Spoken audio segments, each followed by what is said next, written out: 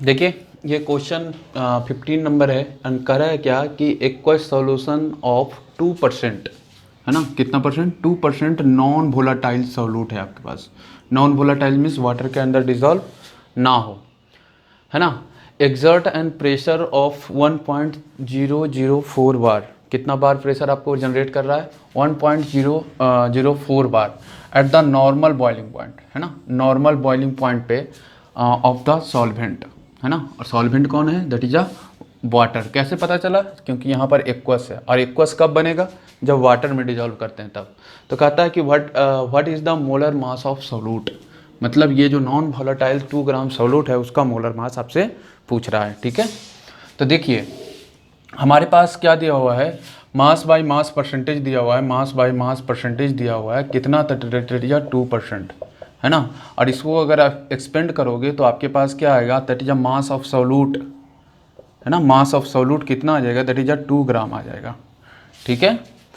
दूसरा आपके पास प्रेशर दिया हुआ है, प्रेशर कितना दिया हुआ है, दैट इज अ 1.004, है ना, कितना दिया हुआ है, 1.004। अब आपके पास ये प्रेशर है कौन सा, तो देखो कह रहा है कि नॉन वोलेटाइल जब एक्सर्ट करता है प्रेशर 1.004 बार, है ना। अब देखो कब कर रहा है, जब नॉन वोलेटाइल सॉल्यूट को मिला रहे हैं, तो एक्चुअल में ये क्या है, सॉल्यूशन का प्रेशर है। समझ रहे बात को, ये किसका प्रेशर है, आपके पास सॉल्यूशन का प्रेशर है।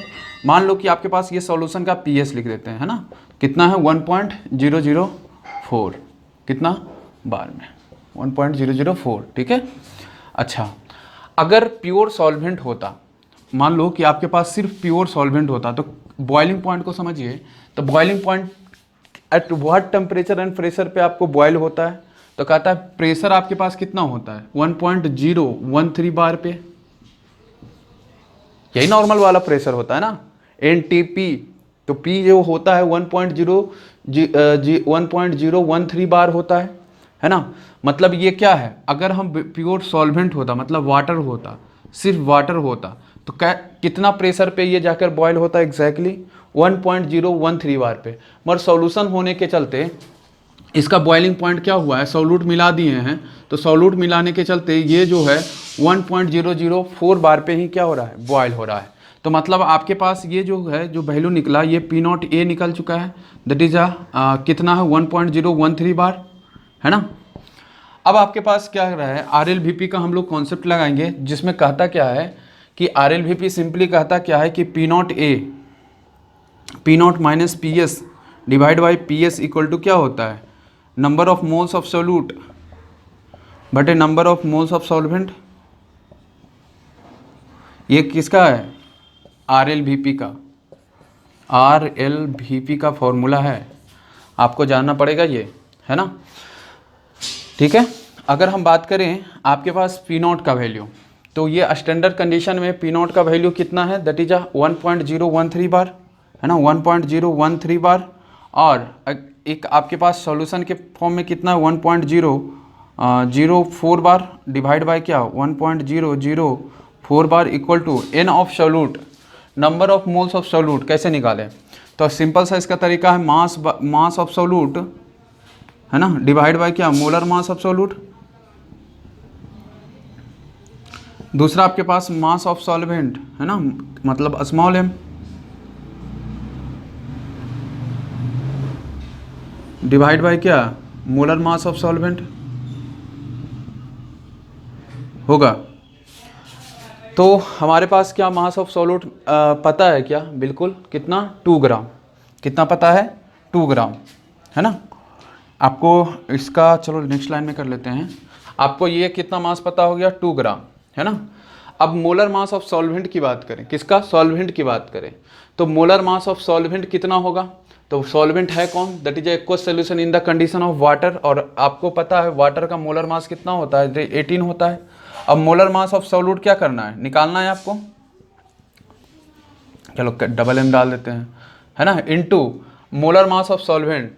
अब सॉल्वेंट की बात करें तो 2 ग्राम अगर सॉल्यूट है कितना ग्राम में, तो मास ऑफ सॉल्यूशन की बात करें तो ये 100 ग्राम हो जाएगा, क्योंकि मास बाय मास परसेंटेज इसी के लिए 100 ग्राम के लिए डिफाइंड होता है, वहाँ से आप उसका वैल्यू निकाल सकते हो, इसमें कोई कन्फ्यूजन नहीं है ना। अब देखो मास ऑफ सॉल्यूशन की बात करें तो मास ऑफ सॉल्यूट है ना, ये क्या होगा मास ऑफ सॉल्यूट प्लस क्या होगा मास ऑफ सॉल्वेंट, सॉल्वेंट के बराबर। अब देखो मास ऑफ आपके पास सॉल्यूशन का पता है क्या 100 ग्राम, सॉल्यूट का पता है 2 ग्राम, प्लस मास ऑफ सॉल्वेंट यहाँ से निकल जाएगा, कितना हो जाएगा। तो मास ऑफ सॉल्वेंट की बात करें तो मास ऑफ सॉल्वेंट आपके पास 98 ग्राम निकल के आ गया। ठीक है, कितना निकल के आ गया 98 ग्राम। अब देखो 98 ग्राम मैंने यहाँ पुटअप कर दिया। ठीक है, तो अब देखिए आपको क्या चाहिए, मोलर मास चाहिए, इक्वल टू यहाँ पर देखो कितना आ जाएगा, इसको घटा दीजिए। तो 9 हो गया, है ना, यहाँ पर 0 और 0 में 0। ठीक है, तो फिर 0। ठीक है, कितना बचेगा 0, क्योंकि 1 तो घट ही जाएगा ना, 1.004। ठीक है, तो अब अगर हम मोलर मास ऑफ सॉल्यूट की बात करें तो मोलर मास ऑफ सॉल्यूट यहाँ से मिल जाएगा आपको, क्या होगा। अगर मोलर मास ऑफ सॉल्यूट की बात करें तो सिंपल सा आपके पास आ जाएगा 2 × 18, है ना, डिवाइड बाई क्या 98, है ना, और इधर कितना आ जाएगा दैट इज 0.009, और ऊपर कितना चला जाएगा 1.004। ठीक है, तो इससे कैलकुलेट कीजिए। अब इससे कैलकुलेट कीजिएगा तो आ जाएगा आपका मोलर मास कितना दैट इज 41, है ना, कितना आ जाएगा आपका 41 मोल, क्या आ जाएगा मोल, ग्राम, मोलर मास है ना तो ग्राम पर मोल आ जाएगा। ठीक है, तो आपका मोलर मास ऑफ सॉल्यूट निकल गया। ठीक है।